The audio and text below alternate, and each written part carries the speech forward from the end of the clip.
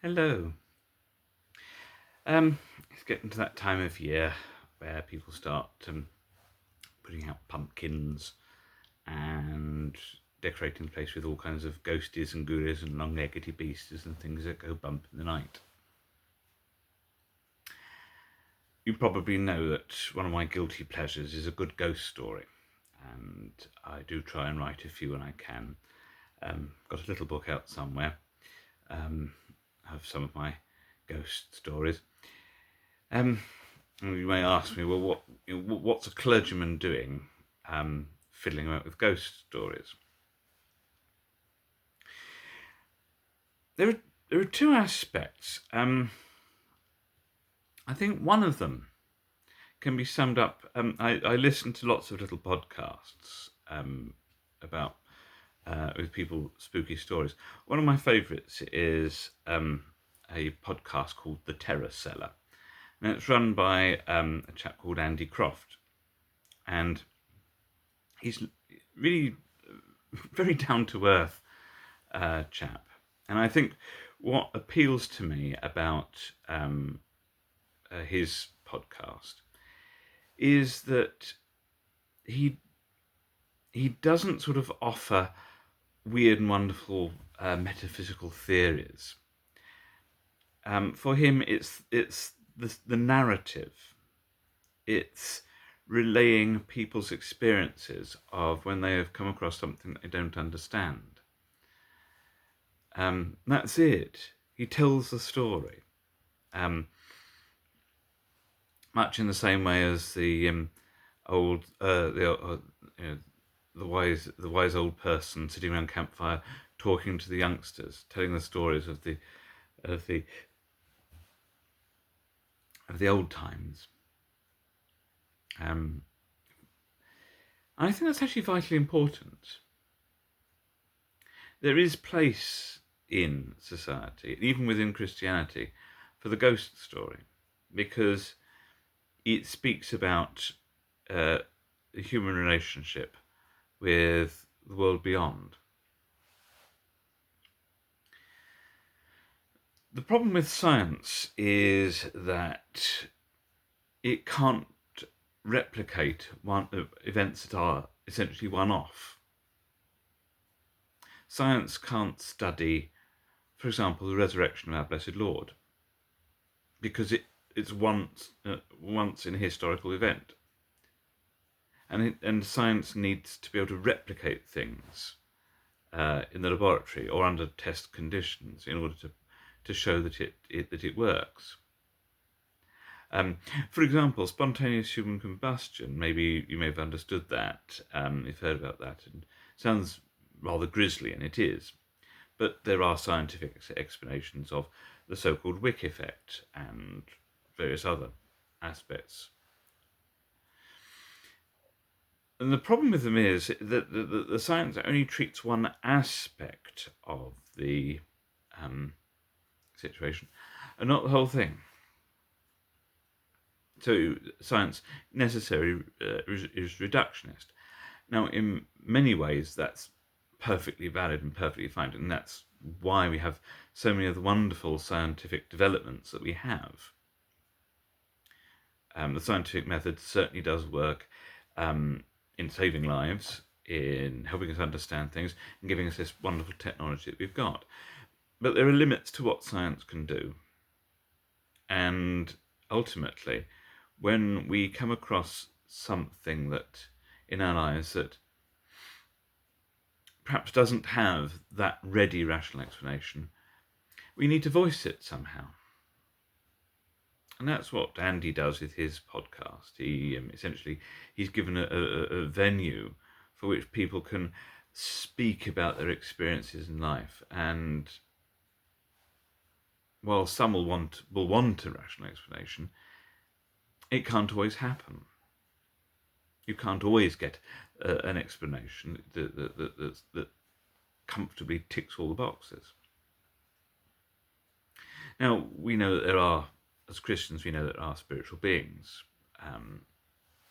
We know that there are angels.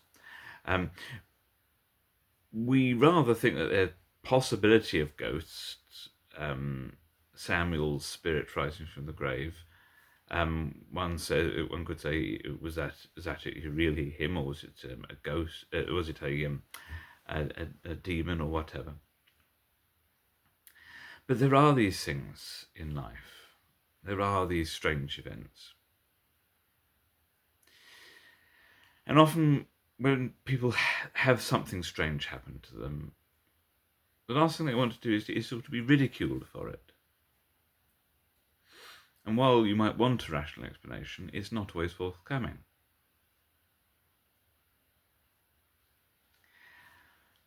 And even if it is forthcoming, the question is, does it then tick all the boxes? Does it fit the whole situation?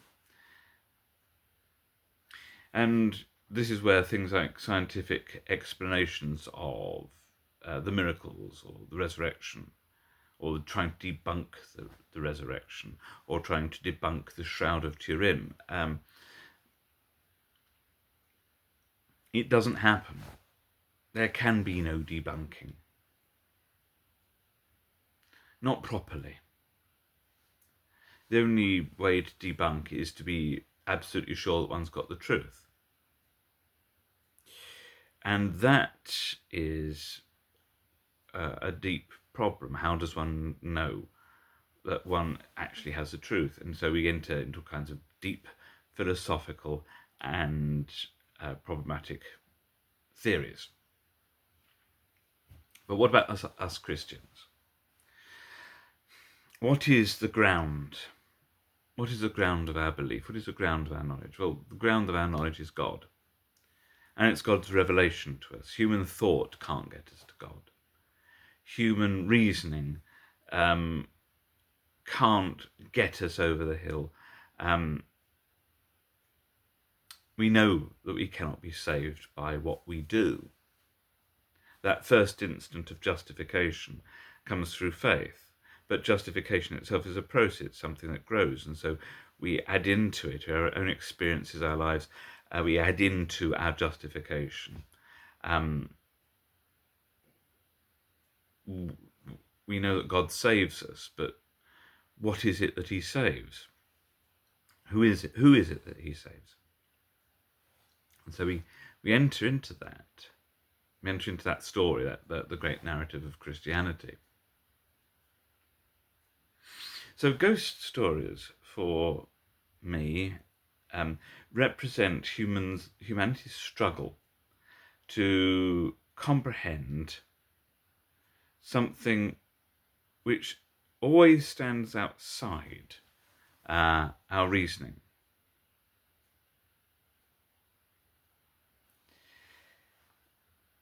It stands outside our experience. These are the experiences which are unique, non-repeatable, and yet they do happen.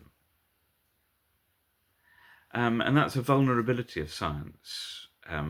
You can't replicate something. You can't falsify it.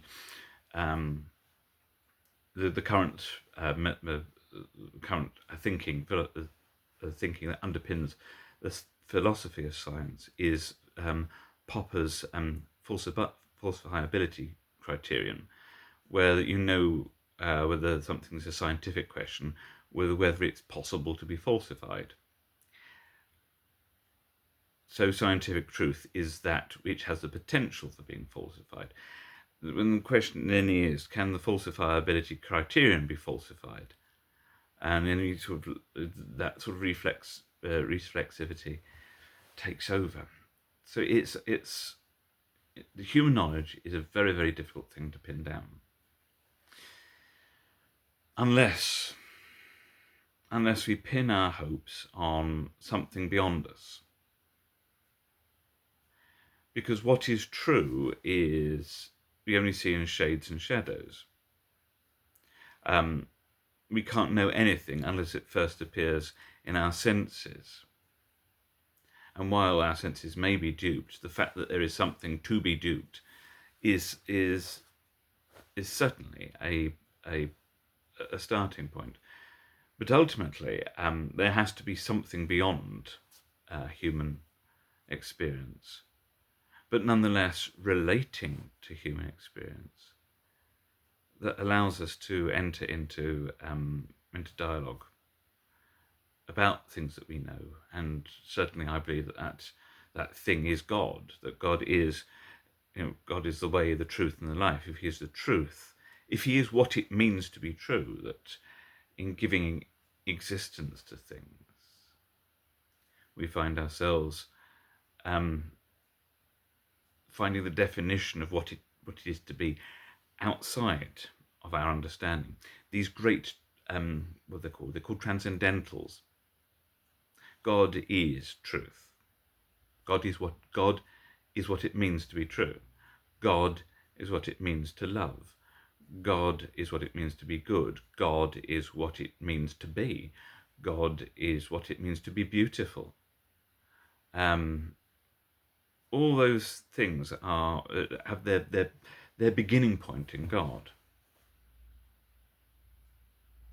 And so, of course, while we're here and we are in this state of separation, while we're sort of working out our justification and sanctification, we are coming across these shades of these glimpses of God in the universe, from the great cosmic spirals to the quantum effects, and how beautiful they are and how applicable they are to this universe. And so the humble ghost story, this wonderful thing, might shock us and terrify us, and it's supposed to. It's supposed to force us to engage with something that we do not understand, and that can affect us, can get right into our souls and into our minds, and make us see things that we hope aren't true.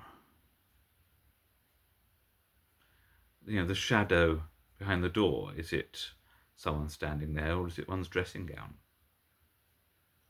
Did the sheet on the bed opposite just move? Or was it just the wind?